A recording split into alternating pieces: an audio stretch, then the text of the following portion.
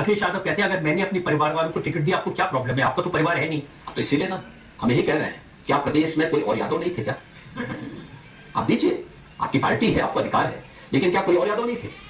मैनपुरी में, बदायूं में, फिरोजाबाद में, कन्नौज में, आजमगढ़ में 5 यादव और 5 एक परिवार के।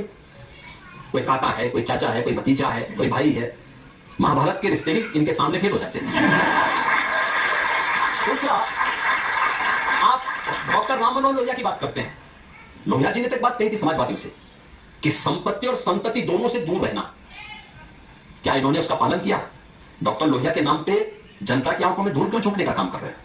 कांग्रेस के तो एक मंत्री है, फॉर्मर मिनिस्टर कांतिलाल भूरिया, पूर्व मंत्री, उन्होंने कहा कि हमने 1 लाख रुपए पत्नी को देने का वादा किया है, जिसकी 2 पत्नियां होंगी तो 2 लाख मिलेंगे।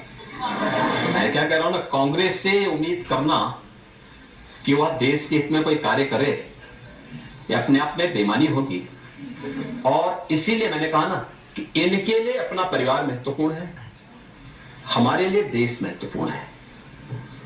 इसलिए भारतीय जनता पार्टी ने नेशन फर्स्ट की बात कही है। आजकल रायबरेली में परिवार की काफी चिंता हो रही है। जब प्रियंका गांधी वह भाषण देती है तो कहती है कि मां शहीद हुई तो बेटा खड़ा हो गया, बेटा शहीद हुआ तो उसकी विधवा पत्नी खड़ी हो गई, हम इस देश के लिए शहादत देते रहेंगे। हाँ, कांग्रेस तो ये बोलेगी, क्योंकि उन्होंने लोगों की भावनाओं के साथ यही सब खिलवाड़ करके देश को हमेशा गुमराह किया है। वही शरारत कर रही है, ये वही अंग्रेजों का डीएनए इनके अंदर आ गया है, और उसी को ये अपने घोषणा पत्र के माध्यम से भारत पे थोपना चाहते हैं। भारत की जनता इसको नहीं स्वीकार करेगी, कतई स्वीकार नहीं करेगी। लेकिन लोग कहते हैं यूपी में तो आपने पलट दिया है, अब कांवड़ियों के ऊपर फूल बरसाए जाते हैं, उनके पैरों की मसाज की जाती है, और ओवैसी साहब कह रहे थे हमारे पैरों पे डंडे मारे जाते हैं। देखिए, दंगा करेंगे तो डंडा तो इसीलिए है। देखिए, आस्था का सम्मान होना चाहिए। देखिए, पिछले 7 वर्ष के अंदर यूपी के अंदर कोई दंगा नहीं हुआ, कोई कर्फ्यू नहीं लगा। तो कर्फ्यू नहीं लगेगा तो कांवड़ यात्रा तो निकलेगी फिर, और उस आस्था को सम्मान तो नहीं देना ही देना। कांवड़ यात्रा भी निकलेगी, पुष्प वर्षा भी होगी, क्योंकि पुष्प वर्षा करके हम 2 कार्य कर लेते हैं। एक, हेलीकॉप्टर से निगरानी भी कर लेते हैं रूट की। दूसरा, पुष्प वर्षा करके पता नहीं किस वेश में भोले शंकर खड़े हो तो हमारे द्वारा अर्पित किए जाने वाले पुष्प अगर उनके श्री चरणों में पड़ते हैं तो हमारा जन्म जीवन दोनों धन्य हो जाता है।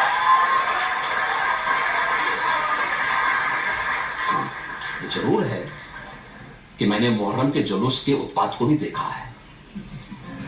तलवार से 10 लोग इकट्ठे होंगे, इधर तलवार भाजेंगे, उधर तलवार भाजेंगे। इसलिए हमने अस्त्र के प्रदर्शन पर रोक लगाई, ये सब नहीं चलेगा।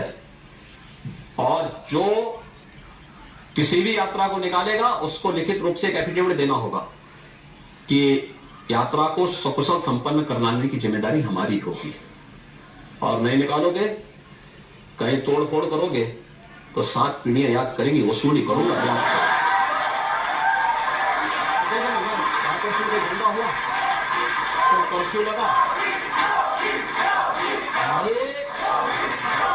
ये करके हमें दिखाना होगा, और ये बिना भेदभाव के करना होगा। जो शांतिपूर्ण तरीके से होंगे उनको संरक्षण देंगे, लेकिन नमाज भी पढ़ के देंगे सड़क पे। नमाज पढ़ोगे तो हनुमान चालीसा को मैं रोक नहीं पाऊंगा।